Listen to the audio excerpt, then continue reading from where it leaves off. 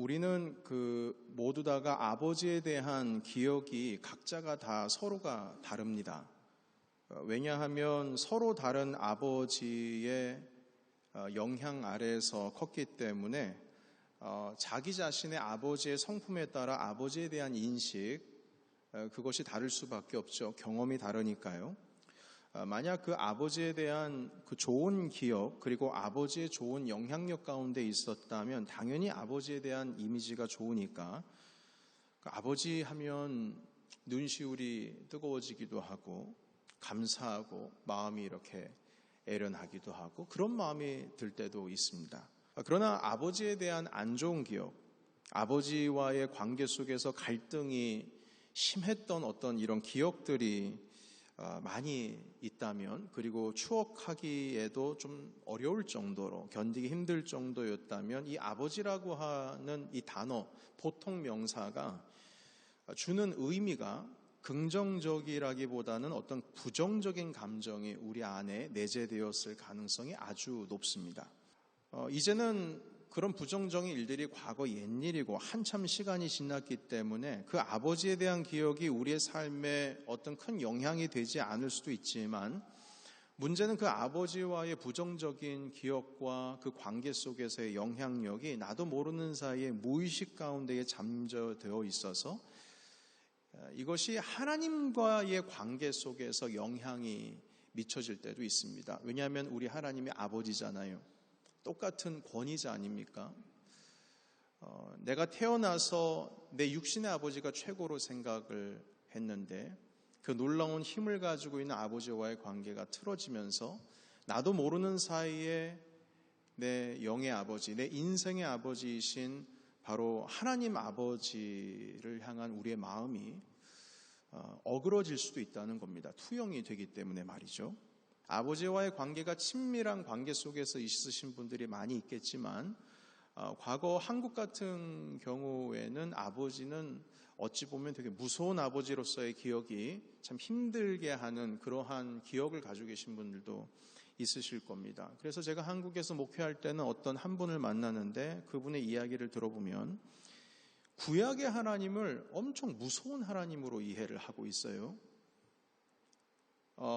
구약의 하나님은 잘못한 것이 있으면 막 혼을 내는 하나님, 결코 용서를 하지 않으시는 하나님, 그리고 체벌하시고 죄를 지으면 100% 벌 주시는 하나님, 말 제대로 잘 안 들면은 땅을 갈라지게 해서 그냥 파묻어 버리고 불이 나와서 삼키게 하고 이렇게 무시무시한 어떤 그런 벌을 주시는 하나님, 이렇게 이해를 하고 계시는 분이 계시더라고요. 그래서 그분은요, 구약 성경 읽는 것을 꺼려합니다. 너무 무서워서. 내 육신의 아버지가 생각이 나서 이 구약 성경을 읽기가 어렵다는 거예요. 하나님의 성품이 무서운 아버지의 성품으로 다가오기 때문에 이 성경 읽는 것이 제한이 된다는 겁니다. 알고 보니까 어릴 때의 아버지와의 관계 속에서 일어났던 그 상처들이 여전히 우리 하나님 아버지와의 관계 속에서도 그것이 투영이 돼서 일어나는 것입니다. 여러분, 그래서 우리는 부모님의 세대로서 자녀에게 어떤 모습을 보이느냐에 따라서 자녀들이 하나님과의 관계 속에서 분명한 영향을 미치고 있다는 사실을 우리가 알고 우리 자녀들을 양육을 해야 될 것입니다. 부모로서 성품적으로 아이들을 양육해야 그 아이들이 신앙을 갖게 되었을 때에 자신의 믿음을 자신의 입으로 고백할 그때에 그 하나님 아버지와의 관계도 바로 친밀한 관계로서 나아갈 수 있을 것입니다. 자녀가 바라보는 부모에 대한 인식이 바로 자기의 하나님을 향한 인식이 될 수 있기 때문에 다음 세대에게 이러한 어떤 인식이 친밀함이 계속 되물림되는 거죠.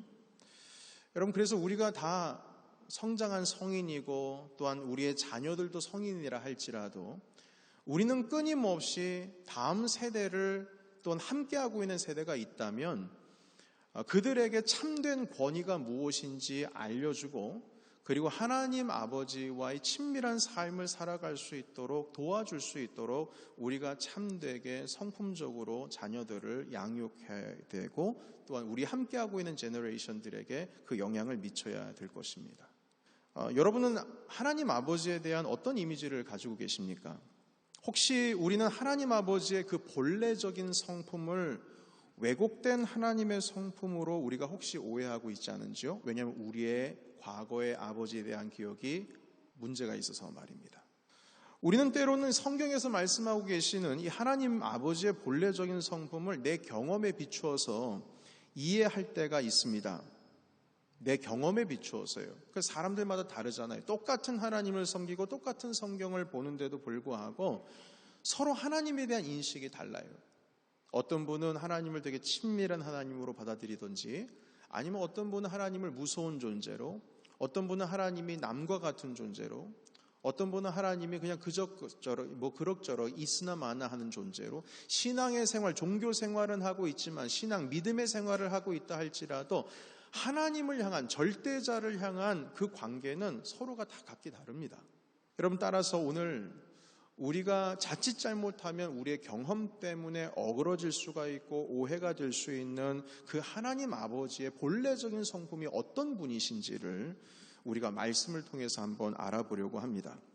하나님 아버지의 성품을 가장 잘 나타내주는 여러 비유의 말씀들, 예수님의 말씀들이 있는데 그 말씀들 가운데에 누가복음 15장에 등장하는 탕자의 비유가 우리 하나님 아버지의 성품을 가장 잘 말씀해 주고 계시는 그런 비유로 우리가 알 수가 있습니다. 어떤 사람에게 두 아들이 있었는데 이 둘째 아들이 여러분께서 잘 아시다시피 아버지의 재산 반을 달라고 하면서 그 재산을 가지고 아버지를 떠나서 자기 마음대로 살아갔습니다. 그런 생활이 얼마 지나지 않아서 끝이 났죠. 그 나라의 흉년이 들고 이 아들이 모든 재산을 탕진해버리고 그리고 빈털터리가 되어버렸습니다. 결국에는 하루하루 살아가는데 그날 먹을 음식이 없다 보니까 자기가 일하고 있는 그곳 돼지 우리에서 일하면서 돼지들이 먹는 그 주업 열매, 그들이 먹고 있는 그 먹이를 주워 먹으면서 하루하루를 살아갔습니다. 그 비참한 인생길에서 이 아들은 생각을 하죠. 내가 차라리 아버지 집에 있었으면 좋았을 것을. 아버지 집에 있는 종들도 잘 먹고 잘 사는데 내가 결국 여기서 굶어 죽는구나. 차라리 아버지 집으로 가자. 내가 아버지 집에 가서 아들이 아니라 이젠 종의 모습으로 살아도 좋으니까 차라리 받아만 달라고 좀 하자. 그러면 내가 내 목숨은 유지할 수 있지 않겠느냐.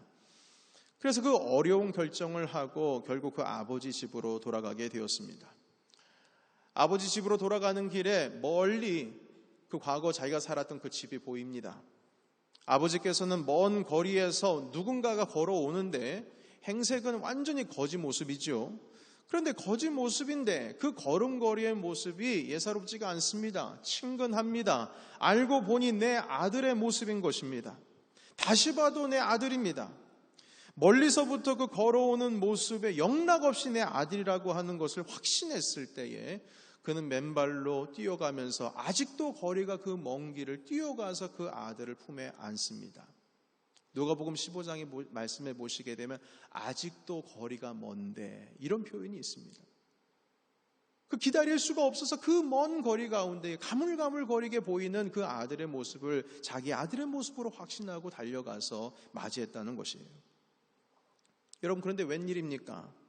안나 보니 자기 아들이 이 거지도 이런 거지가 없는 거예요. 아버지는 그동안에 있었던 일에 대해서 참 궁금했겠지요. 이 아들이 얼마나 고생을 했는지에 대해서도 예상이 되니까 물어볼 수도 있겠지요. 보니까 자기가 가져갔던 모든 재산들은 다 빈털터리가 된 것 같아 보이니까 궁금할 수도 있겠지요. 그러나 이 아버지는 아들에게 아무것도 묻지 않습니다. 탕진한 재산, 그동안 무슨 일이 있었는지, 왜 돌아왔는지, 도대체 어떤 일이 있었는지 그것은 중요하지 않습니다. 중요한 것은 내 아들이 돌아왔다는 것, 그거 하나입니다. 아버지는 아들에게 다시 새 옷을 입혔지요.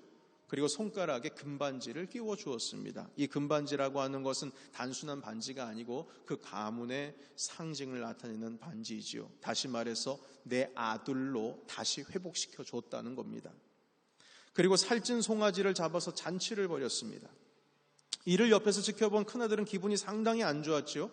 그럴 만도 한 것이 아버지가 자기에게는 잔치상 하나 차려주지 않으셨는데 이 아버지의 재산의 반씩이나 탕진하고 돌아온 녀석을 위해서 잔치상이 웬 말입니까?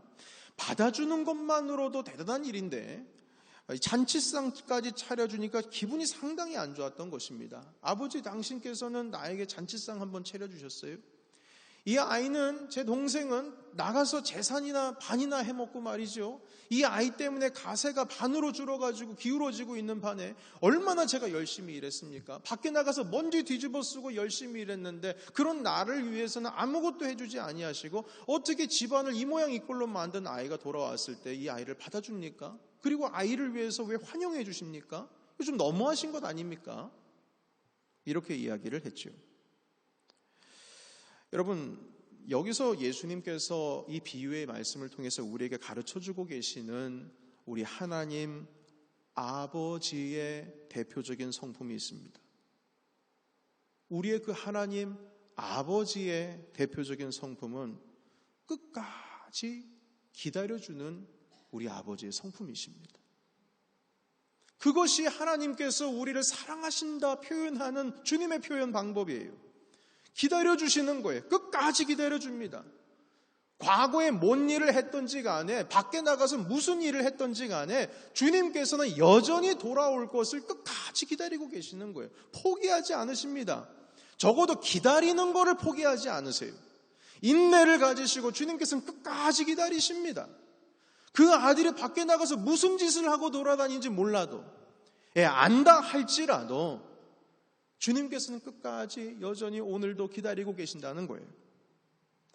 여러분, 사실 우리가 예상하고 있는 이 아버지는 그때 당시에 문화적으로 보나 그때 당시에 사람들의 생각으로 보면 이 둘째 아들을 끝까지 기다리는 아버지라기보다는 아들을 포기해버리기 쉬워버린 그런 환경 가운데 계신 아버지였을 것입니다. 그 이유를 우리가 좀 따져보자면 당시의 유대인들의 삶의 문화를 알면 우리가 쉽게 그 이유를 알 수가 있는데요. 당시 여러분, 유대인들에게 있어서는요, 아버지의 재산에 대해서만큼은, 그 상속에 대해서만큼은 아버지가 살아있는 동안에는 자녀들이 입 밖에 그 부분에 대해서 얘기를 하면 안 돼요. 아버지는 저에게 어느 정도 물려주실 거예요? 이런 얘기를 하면 안 된다는 거예요. 아버지가 살아계실 때, 아직 호흡이 남아계실 때, 두 눈을 크게 뜨고 살아계시는 동안에는 어느 누구도 아버지의 재산에 대해서 달라고 말할 수가 없습니다. 그것은 페류나입니다. 페류나. 만약에 아버지 가지고 있는 재산에 대해서 눈독을 들이거나 그 부분에서 말을 하거나 달라고 하는 것은요, 그 상속에 대해서 언급한다라고 하는 것은 또 다른 말로 어떤 의미가 담겨 있냐면, 그들에게 있어서는요, 아버지 빨리 돌아갔으면 좋겠다, 빨리 가셨으면 좋겠다, 이런 마음을 가지고 있는 것처럼 이들은 이해를 하고 있습니다. 다시 말해서 아버지의 호족에서 자기 이름 빼달라는 거 작정하고 이야기하는 거예요. 여러분, 둘째 아들 15장, 누가복음 15장에 있는 말씀에 보시게 되면 이런 말씀이 있어요. 아버지의 재산 중에서 내게 돌아올 분깃을 내게 주소서. 내게 주소서. 정확하게 분명하게 말합니다. 당돌하게 요구를 하고 있어요. 이 태도는 아버지에 대한 단순한 반항이 아니라 이건 페류나적인 반항이에요. 이건 정말 호로자식입니다. 이런 사람이 없는 거예요. 유산이라고 하는 것은 아버지가 돌아가신 후에 아들들에게 분배가 되는데, 아직 아버지 살아계시는데 재산 분깃 나눠달라는 것, 이것은 아버지와의 관계를 끊어버리겠다는 말인 것입니다. 이런 의도가 있는 거예요. 여러분, 그래서 예수님께서 이 돌아온 탕자의 이야기를 하실 때는요, 유대인들 사람들이 그 이야기를 듣고 이 둘째 아들에 대해서 평가를 할 때에 당연히 내보내야 될 애지, 당연히 저 아이는 상종을 하지 말아야지, 저건 아들이 아니지, 저거는 호적에서 파가지고 그냥 내쫓을 아이지, 어떻게 이런 아들이 있을 수가, 이건 아들도 아니지, 이런 마음의 공유를 하고 있는 그러한 환경과 배경이었다는 것입니다. 자, 그런데 이런 상황 속에서 재산을 가지고 길을 떠났다라고 하는 것, 다시 돌아올 것을 전제하지 않은 떠남입니다. 다시 아버지 얼굴 볼 수 없습니다. 재산 가지고 나갔으면 그것은 끝인 거예요. 너무나도 극명하게 아버지와의 관계를 단숨으로 정리해버리고 끊어버리고 간 거예요. 그래서 유대인들이 이 말을 들었을 때에 똑같은 마음을 가지고 있는데 반전이 일어나죠. 이 아들이 돌아왔습니다. 그런데 돌아오는데 아버지의 모습이 끝까지 이 아들을 기다리고 있는 모습으로 이야기가 전개가 되고 있어요. 떠났던 그날부터 기다립니다. 끝까지 기다리는 아버지의 모습을 충분히 우리가 상상할 수가 있어요. 그 이유는 멀리에서부터 오는 그 아들의 모습을 저 사람이 누군가라고 했을 때 단번에 그 거짓골을 하고 있는 아들을 알아보는 것입니다. 내 아들이니까 여전히 내 마음속에 파묻혀 있는, 내 가슴 속에 있는 아들이기 때문에 그 모습을 알아보는 것입니다. 여전히 오늘도 기다리고 계시는 그 아버지를 충분히 상상할 수가 있어요. 헨리 나우엔이라고 하는 영성신학자가 있습니다. 이분은 사회학으로도 심리학으로도 영성신학으로도 유명하신 분이세요. 지금은 작고하셨지만 하버드에서 그리고 예일에서 강연하시고 그리고 수많은 전 세계에 있는 많은 그리스도인들에게 영향을 주셨던 예수회 사제입니다. 이분께서 쓰신 책 중에 탕자의 귀향이라고 하는 책이 있어요. 근데 이 탕자의 귀향에서 헨리 나우엔 이 신부님이 상상을 하는 거예요. 충분히 상상할 수 있는 게 무엇이냐면 아버지께서 멀리서 걸어오는 그 아들의 모습을 알아봤다는 것은 아버지가 집 앞에서 항상 먼 길을 바라보면서 내 아들이 언제 돌아올까 그 문 앞에 의자 하나 두고 거기 앉아서 그 아들을 기다리는 모습을 충분히 상상할 수가 있다는 거예요. 여러분, 그런데 그 페루나를 누가 집으로 다시 드립니까? 그 이야기를 듣고 있는, 비유를 듣고 있는 유대인들은 고개를 절레절레하죠. 그건 있을 수가 없는 일이다. 그럼에도 불구하고 그 아버지는 받아들입니다. 반전이 일어났죠. 재산을 달라고 해서 돌아오지 않을 것처럼 하고 떠난 아들을 받아줄 수 없는데 그 아버지는 받아줍니다. 그 아버지는 기쁨으로 허락합니다. 그냥 대충 받아주는 것도 아니에요. 그리고 또 그 아들을 종으로 받아들이는 것도 아니에요. 벌을 주는 것도 아닙니다. 겨우 받아주시는 것도 아니고 한번 생각해 보시고 받아주시는 것도 아니고요. 그날 그 아이를 보자마자 기쁨으로써 끌어안고 받아주시는 것입니다.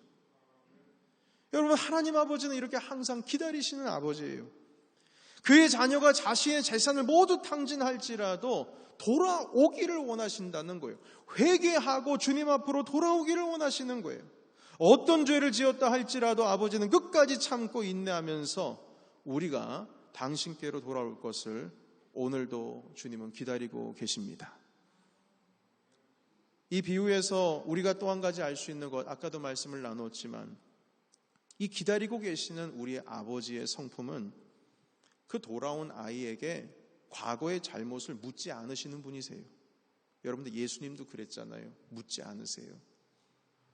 그 길거리 여자 창녀에게 길에서 잡혀왔는데 나도 너를 정죄하지 않겠다. 그러나 다시는 죄를 짓지 말라. 그 여인을 끌어안지 않습니까? 나 정죄하지 않겠다. 그러나 다시는 죄를 짓지 말라. 아버지 품으로 돌아오라는 거예요. 그 돌아온 탕자에게 이 아버지께서 내가 나눠준 재산 더 어디다 까먹었냐 묻지 않으십니다. 거봐라, 내가 뭐라고 했니? 그 많은 돈 다 어디 갔느냐? 내 재산 반이나 가져가 놓고 참 꼴 좋다. 무슨 일이 있었는지 얘기 좀 해봐. 아버지가 닥달하지 않습니다. 돌아온 사실 하나만으로도 감사하고 하나만으로도 기뻐하고 잔치를 베푸고 돌아온 것 하나만으로도 기쁨을 나누었지 과거를 들추어서 과거에 집착하는 모습이 아니었어요. 회복한 아들로서, 돌아온 아들로서 회개하고 과거의 죄악된 모습에서 돌아온 것만으로도 족합니다. 그것 하나로 아들을 기쁨으로 맞이했지요. 여러분, 이렇게 우리를 향하신 하나님 아버지의 성품은 항상 그곳에서 여전히 우리를 기다리고 계시는 우리 아버지십니다. 돌아왔을 때 우리의 잘못을 들춰내시는 아버지가 아니고 오히려 더럽고 추한 모습을 하고 있는 우리를 안아주시는 아버지십니다. 예수님께서는 늘 죄인들과 함께 있었죠. 함께 먹고 마시고 그들과 어울렸습니다. 이것을 보고 있는 서기관들과 바리새인들과 종교 지도자들이 그 꼴을 못 보는 거예요. 수군수군 됩니다. 어떻게 사람들의 랍비라고 하는 사람이, 어떻게 많은 사람들의 선지자의 추앙을 받고 있는 사람이, 하나님의 말씀에 대해서 그렇게 잘 전하는 사람이 어떻게 죄인들과 함께 먹고 마실 수 있느냐. 이랬을 때 그 수군수군다는 소리를 듣고 바로 이 비유의 말씀을 주님께서는 해주신 거예요. 한마디로 지금 내가 함께하고 있는 이 죄인들이 하나님께로 돌아오면 이것보다 더 큰 것이 어디 있느냐. 이 말씀을 하시기 위해서 이 비유의 말씀을 하신 것입니다. 자, 그런데 이 비유에서 등장하고 있는 그 큰 아들도요, 큰 아들은 탕자가 아닌 것처럼 보이죠. 그런데 사실은 그 큰 아들도 탕자와 똑같은 겁니다. 탕자와도 같아요. 그 이유는 그가 아버지 곁에 있으면서 집만 안 나갔지 작은 아들과 똑같은 마음을 가지고 있기 때문입니다. 사실 이 큰아들은요, 집만 나가지 않았지 그 마음은 아버지의 집에 있으면서 언제나 그 아버지의 재산에 마음을 두고 있었던 거예요. 자기 동생이 돌아왔을 때 그는 형으로서 동생을 기뻐하지 않았습니다. 여러분, 우리는 한번 생각해 볼 수가 있어요. 왜 형이 동생을 기뻐하지 않을까? 아니, 죄악된 길에서 다시금 돌아왔으면 환영할 수 있는데, 충분히 환영할 수 있는데 왜 형은 동생을 맞이하지 않을까? 왜 맞이하지 않을까? 그가 재산을 잃어버렸다고 생각을 했기 때문에 자기가 한 고생 생각해보면 동생을 맞이 않을 수도 있겠네 라고 생각할 수 있겠지만, 그럼에도 불구하고 이건 좀 너무한 것 아니냐. 그런데 이 동생을 환영하지 않은 이유는 단순합니다. 그것은 무엇이냐면 자기 몫을 가지고 나갔잖아요. 여러분, 그럼 지금 남아있는 이 재산 다 누구 겁니까? 원래 이제 아버지께서 돌아가시면 이 재산 다 누구 거예요? 지금 남아있는 재산, 큰아들 내 거잖아요. 그런데 지금 아버지께서 이 둘째 아들이 다시 재산 다 탕진하고 돌아왔는데 그 반이 재산이 없어진 것을 메꾸기 위해서 얼마나 이 아들이 힘써 일했겠어요. 그런데 지금 남아있는 이 재산이 내 건 줄 알았는데 이 동생이 와가지고 이 아버지가 폐륜하니까 받아주더라도 종으로 받아주는 것이 충분할 텐데, 그럼에도 불구하고 옷을 입혀주지요, 금가락지까지 끼워줬다라고 하는 것은 아들의 신분을 회복시켜줬다는 거예요. 그러면 여러분, 아버지 돌아가시면 이 재산이 어떻게 될 가능성이 있습니까? 또 반으로 갈릴 가능성이 아주 높은 거예요. 그러니까 이 큰아들로서는 기분 나쁘다 이 말인 거죠. 반이나 가져갔으면 이미 끝인 것이지 왜 남아있는 거 다 내 건데 왜 네가 다시 얼쩡거리느냐, 이것인 거예요. 여러분, 형으로서 동생이 돌아오면 얼마나 좋은 일입니까? 그러나 자기의 재산이 또 나뉘어질 가능성이 있기 때문에 이 마음이 참 불편한 거죠. 지금까지 내가 한 일이 결국 이 동생한테 재산 나눠주기 위해서 지금까지 내가 열심히 일한 거냐, 이렇게 생각할 수 있다는 겁니다. 여러분, 그래서 질투하지요. 자기에게 잔치상 하나 차려주지 않았다라고, 어떻게 동생에게 그럴 수 있냐고 아버지를 원망합니다. 그때 아버지께서 말씀합니다. 나는 너와 늘 함께하고 있지 않느냐. 뒤통수 맞는 기분이죠. 야야, 아들아, 이 재산 너 다 줄게. 너무 그렇게 신경 쓰지 마. 이 대답이 아니셨어요, 우리 하나님 아버지는. 하나님은요, 넌 나랑 같이 있었잖아.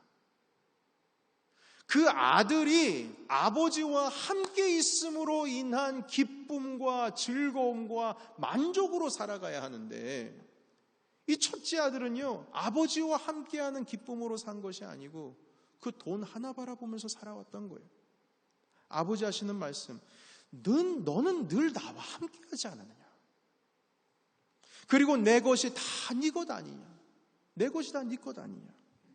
네 동생이 죽었다가 살아났고 내가 잃었다가 다시 네 동생을 내가 아들로 얻었는데 우리가 어찌 기뻐하지 않을 수가 있느냐. 다시 말해서 너는 나와 함께하고 있으면서 누릴 것 다 누리고 있으면서도 여전히 기뻐하지 않고 즐거워하지 않는 삶을 살고 있구나, 이 말씀하시는 겁니다. 여러분, 이 큰아들은 아버지와 함께 있으면서 아버지와 함께하는 기쁨을 누리지 못하고 살았어요. 재산만 보고 살았으니까 아버지와 함께 있어도 그 기쁨을 모르죠. 재산만 보고 있으니까요. 그것만 집중한 나머지 동생이 살아온 것도 기뻐할 수가 없는 사람으로 변해버리고 말았어요. 여러분, 이 큰아들의 모습이 도대체 누구의 모습입니까? 그 말씀을 지금 듣고 있는, 이 비유의 말씀을 듣고 있는 바리새인, 서기관들, 그리고 종교 지도자들을 말하는 것입니다. 죄인들과 함께하고 있는 예수님을 정죄하고 싫어하는 것을 보면서 지금 말씀하시는 거예요. 너희들도 여전히 탕자다.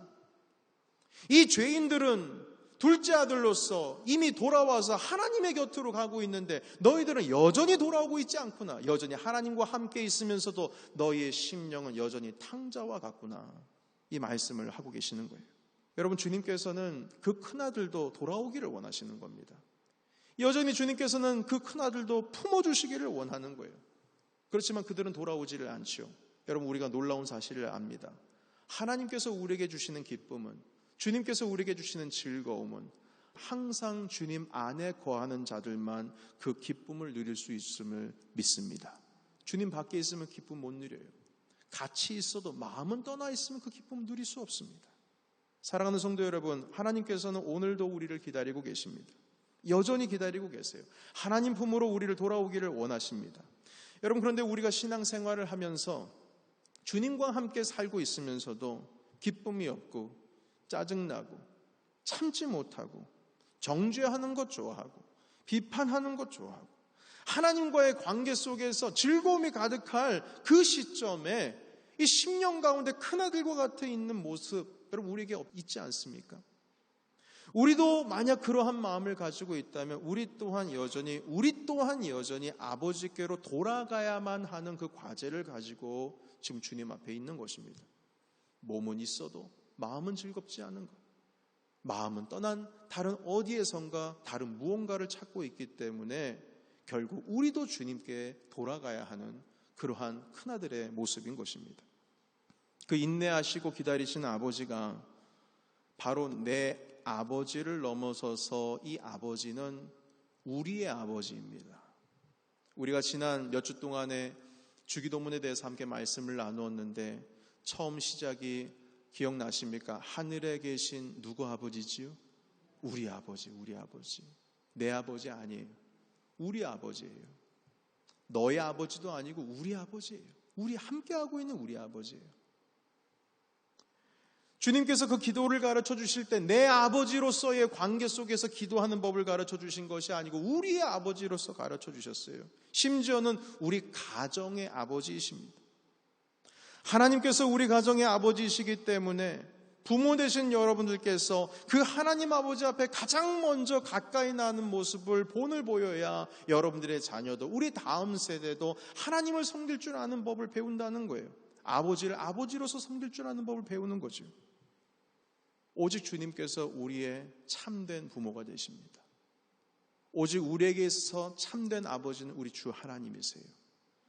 그 아버지를, 기다리시는 아버지를 우리가 오늘 성품적으로 그분을 배우기를 원하고 그분을 또한 닮아가기를 원하고 우리 함께하고 있는 공동체와 가정을 그러는 우리 하나님 아버지 앞에 함께 나아갈 수 있는 저와 여러분이 되었으면 좋겠습니다. 우리의 삶의 참 주인이신 그리고 참 부모이신 하나님 아버지 앞에 우리의 가정과 우리의 다음 세대, 우리 자녀들을 올려드리며 늘 오늘도 우리를 기다리시는 그 성품을 받아서 우리 하나님 아버지의 성품으로 늘 주님 안에 거하시는 저와 여러분이 되시기를 예수님의 이름으로 축원합니다.